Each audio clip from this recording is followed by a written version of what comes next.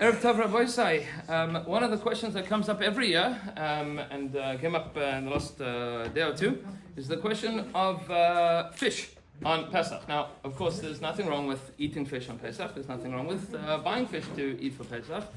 But there is a question of whether or not your fish needs to have a special kosher Pesach hersha.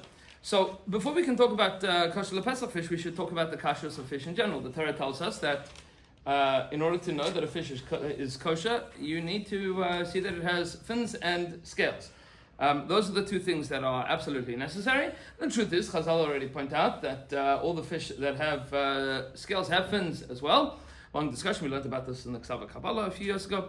But nevertheless, the halacha is that if you go to a fish market and you see a fish that has fins and scales, you can buy that fish. What happens if the fish does not have fins and scales? So either that means it's not kosher, or it means that they have already cut it up and filleted the fish for you. And that becomes an interesting question. So historically, the halacha was always taught, and this is more or less still the halacha today, is that the only fish that you can buy that you don't see the fins and scales is salmon. Because salmon is pink, it is the only, pretty much the only commercially available pink fish. There might be others, but nobody sells them. And therefore, you can assume that your salmon is going to be, whatever the pink fish is. If there's pink fish there, that means that it is kosher.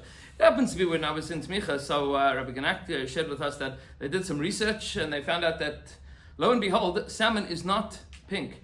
Salmon is white, just like all the other fish. It happens to be that its diet is something that makes it pink. But if you, in theory, you would raise salmon on a different diet completely, then it would come out white. Okay, but that's not what happens today. Meaning, al pi rov, that's not what's happening. They aren't feeding salmon other things, and they aren't feeding the salmon's food, the salmon's natural food, to other fish. So you can still assume that pink fish is kosher. That's salmon. Everything else, you need to know that it has a hersha.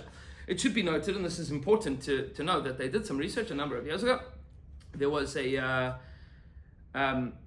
it's not nice to say, but I think it was published in the New York Times. It's not nice to say that word in shul. But they, if you want to Google it, you can look it up. But they did some research. There was somebody that did some research to sushi restaurants, high-end sushi restaurants in New York City, and they found that there was like more than 90% fish fraud. Meaning the things that they were saying were like, bluefin, yellowfin, whatever. It was all fraud. The whole thing was sheker. The whole thing was nonsense. They were just putting in whatever they wanted and telling, dumb Americans, you don't know your fish, you'll call whatever you want, pay a premium for tilapia. With, at the end of the day, once you put the tempura and you put the sticky sweet sauce, they all taste the same anyway, so whatever. So there was like a tremendous amount of fraud that was going on. Okay, so you cannot assume that if they put something on the label in a restaurant or in a fish market that they're telling the truth. You can't. Meaning we know that al pi din, that you can't trust them because. Okay, so if there's an OU, that means that there's a hersha. If there's an OU, there's a hersha. Good. So we'll get in there in a second. With regards to fresh fish, you go to a fish market and you see a fish with fins and scales. You can tell them, "I'd like that fish, please." No problem. They can cut the fish up for you, so long as, we should point out, the halacha in Shulchan Aruch is that if the guy there has his knife and he's cutting fish, so some of the fish that he cuts is kosher, some of the fish that he cuts is not kosher. So what's the halacha? So they cut up salmon there, they cut up eel. Can you ask him to cut up your salmon for you? Yes.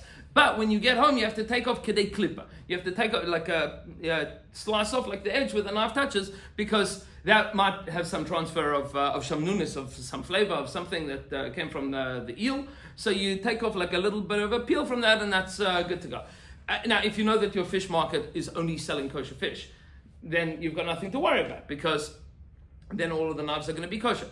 And that is true both for around the year, knowing that something is kosher, and that's true for Pesach as well. If you want, you go to a fish market, you buy yourself some fish, and you take off kedei klippa, just a little peel where they cut it and rinse it, and then you're good to go. Nothing wrong with that. The question arises: what about frozen fish? So frozen fish, what's the big deal? It's just fish that they froze, not so fast. Apparently, that's not the only thing that happens to the fish.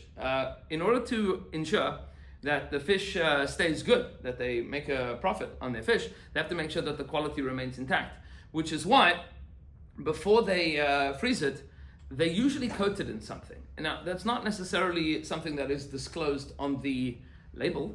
FDA does not necessarily insist that they disclose what they glaze the fish in.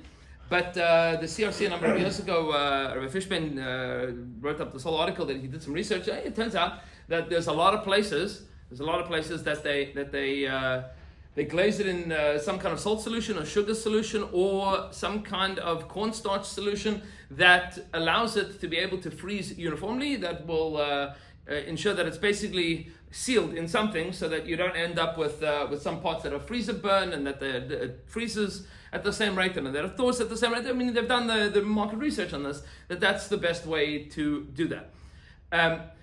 Which means that in order to be able to buy frozen salmon, you need to know that frozen salmon doesn't have like stuff in it.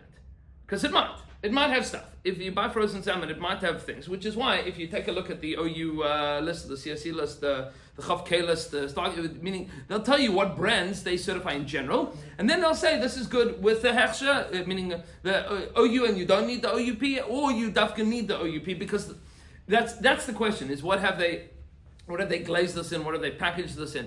It's also worth pointing out that even products that are ostensibly like entirely 100% kosher, this should be nothing that's going on. Sometimes the manufacturing facilities and the production facilities and the packaging facilities and all the rest of it are doing all sorts of things. They're doing all sorts of things that and these things can get mixed into whatever you're doing as well. I remember that when I was my first year in Kola, so.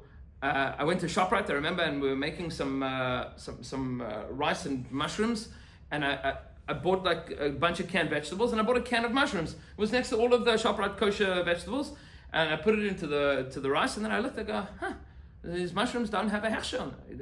I wonder why. So I remember at that point in time, I was down the block from Rabbi Simon, so I went to Rabbi Simon and I said to him, Rabbi, what do I do with this situation? He goes, hold on one second. I think he called Rabbi Genak at the OU and he said, why doesn't the ShopRite mushroom have an OU?